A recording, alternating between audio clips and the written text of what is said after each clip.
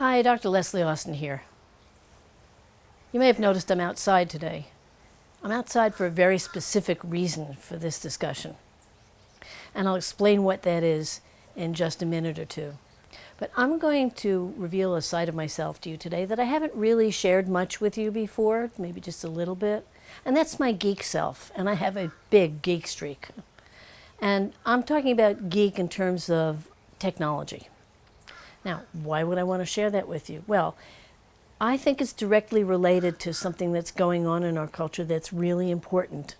And I think I have a perspective on it that's different than what you've heard out there before.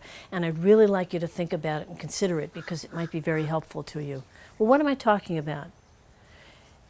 We have an enormous number of people, children and adults, who are being diagnosed with ADD or ADHD. Attention deficit disorder or attention deficit hyperactivity disorder.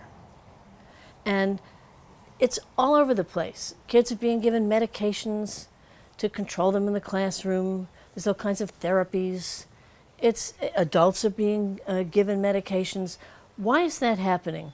And more than that, if you think about it, why didn't we have so many people with that diagnosis in the 1950s, 60s, 70s, and 80s? Well, okay, the 1950s psychotherapy wasn't so developed, and the DSM, the diagnostic manual, was very different than it is today. And the same with the 60s. The 70s got a little more advanced, and the 80s. But what happened in the 90s, which is when ADD and ADHD started to show up and then got rampant into the aughts and into the present time? What happened? What was different that this suddenly changed? It wasn't just that we gave a name to a behavior. It was that those behaviors weren't there before. Not to that degree. This was a new phenomenon, especially with little kids in school.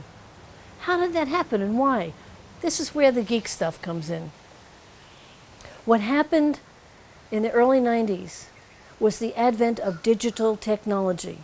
Digital visual technology, video instead of film, digital audio technology, MP3s instead of vinyl records or tape cassettes, and then CDs, etc. And we had television. And these things get processed by the brain differently than the older analog technologies. Now, what do I mean by that? Stay with me. This is the geek stuff, but it's really interesting, and I'm going to go through it really quickly. When you take a photograph, you're looking at a whole image. It comes pretty close to reproducing what the human eye sees, and it's all there. You see a whole image. So your brain recognizes it and says, oh, I know what that looks like. With film, you're seeing a whole series of whole photographs. Each frame is a whole photograph. It's all there. But they're being shown to you so quickly, 32 frames a second, so that it creates something called persistence of motion. And it looks like they're moving, hence motion pictures, film. So the persistence of motion is a visual trick for your eye because they're going so fast that by the time you perceive one photo, it's on to the next. So it looks like they're moving. Okay, got with me so far? With audio recordings, Edison originally started out recording the vibrations of a sound wave on a little wax cylinder by having a needle jump in response to the vibrations of the sound wave. And when he wanted to hear it back, he would reverse the technology and the needle would read all the little jumps in the wax cylinder and recreate the sound. That's how recording technology got invented.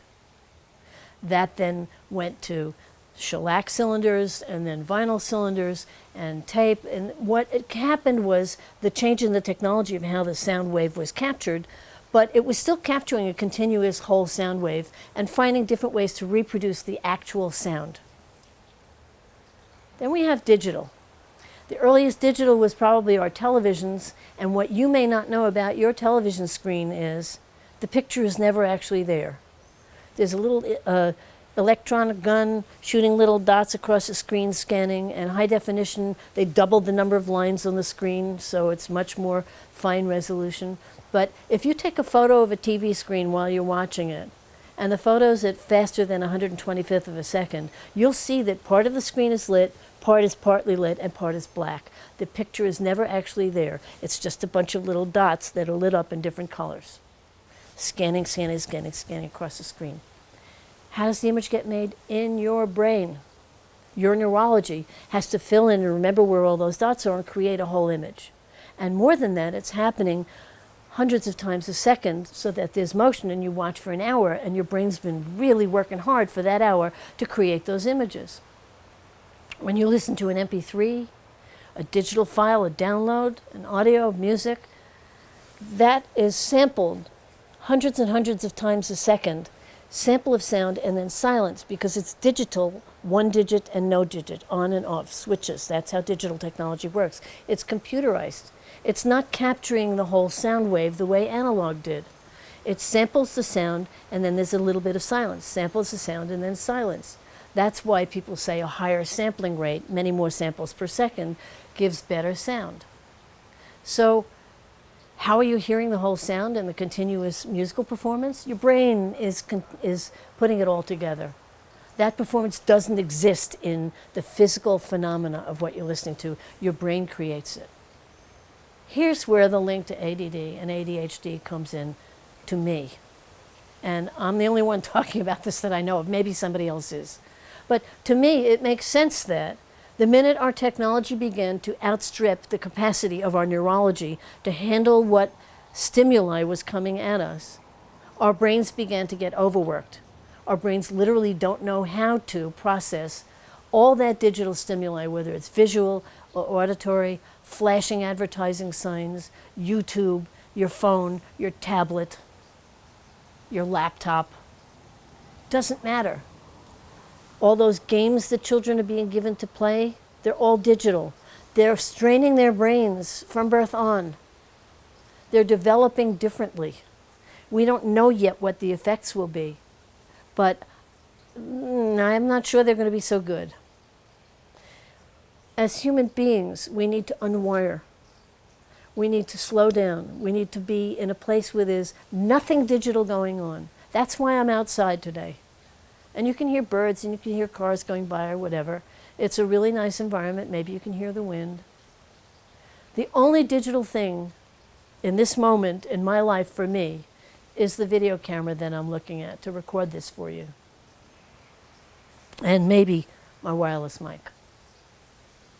So it's important that you realize that you are constantly being stimulated by digital media of all kinds almost every waking moment. The minute you pick up your phone to check your messages, you're processing a digital phenomenon. And it strains your brain. And you need to be able to slow down, come back into your body, and get quiet. So I'm going to do a little experiment with you, which is the opposite of feeling like you have ADD or ADHD, that you're living in a completely distracted world, you can hardly process things, and you can't retain things, and you're all over the place, and you can't remember things from moment to moment. It's an induced state, and it becomes biochemical, of course, but it's also, I think, heavily influenced by how we're stimulated. How long can you sit and be quiet with yourself, doing nothing? Would you be able to do that? How uncomfortable would you be with a silence?